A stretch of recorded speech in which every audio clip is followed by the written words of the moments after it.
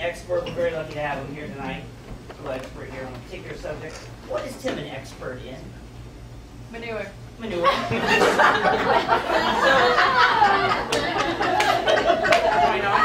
So we're lucky to have Tim as an expert on manure, and we have Christine Alexander who's going to translate for the hearing impaired.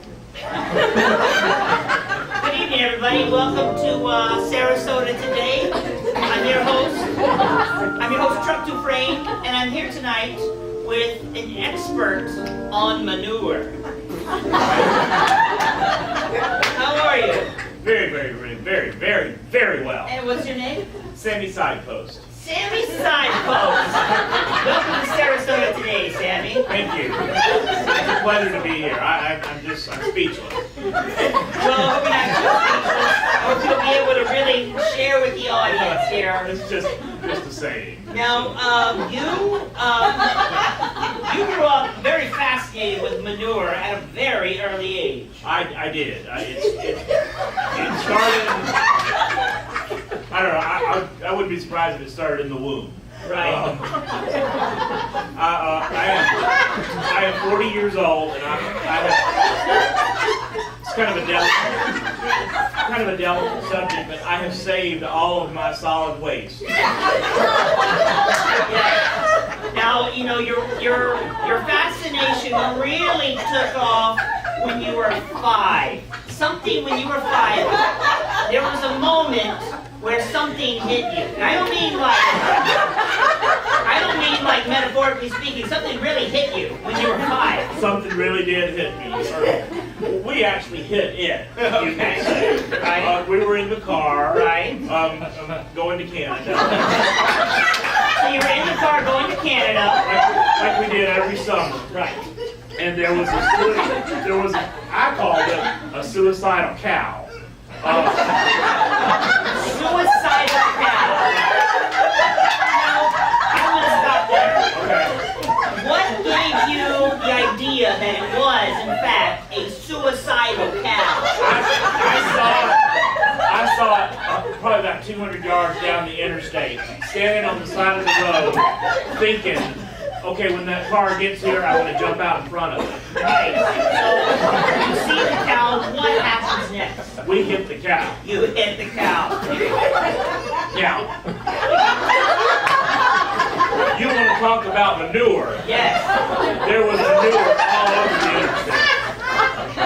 And what was going through your mind when you hit that cow and you saw that manure plastered all over the road? My first thought, even though I was 5, was shit. I had a dirty mouth as a kid. I can imagine. And that's actually what my dad said. He screamed it, you know. And it all over the car, the interstate, everything. And I thought, this is the waste. This cow gave up his life for nothing. So I said, what can we do with this manure, this waste everywhere? And so you started collecting it. I started collecting. Now,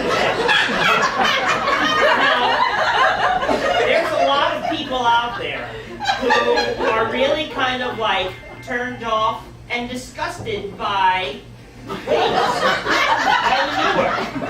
How can you kind of share your love and get people to appreciate all of the finer points of manure? Well, I guess I would have them think about the alternative. Okay. If the cow never did make waste, and we never made waste, Right. we would just get bigger and bigger, and then eventually we would explode. That's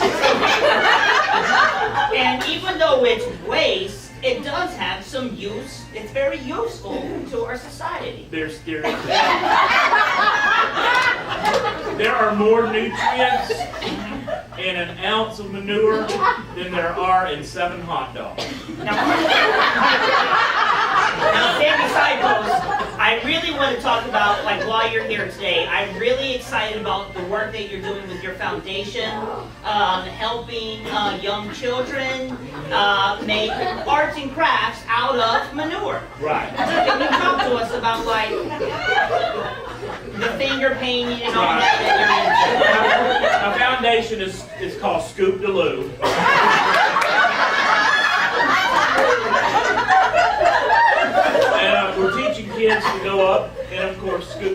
manure. Right. And we're teaching them how to dry it out in the oven. And then it's basically like a pottery class with manure. Now I bet, like, I can just imagine little kids, like, rising and just start pulling Right. It has to go through the drying phase first. Now, tell me about that drying phase. Oh, it's time consuming, and you know kids can be impatient, right? But an average pile of manure takes about 7 weeks to completely dry out. I did not even realize Yes, that.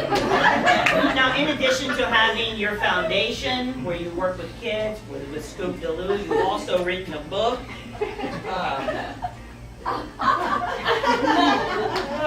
Now, I was really, really excited about this because it's really like, it's kind of ironic that it's like a bathroom reader.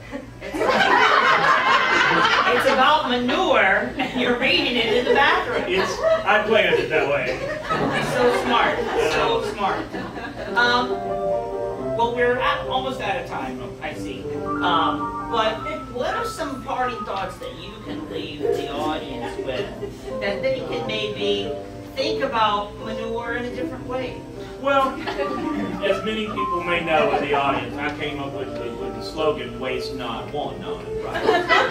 And It's actually the title of your book. waste not, want not, bathroom reading. But I believe that everything has a purpose. And just because something is called waste doesn't mean that we need to waste it.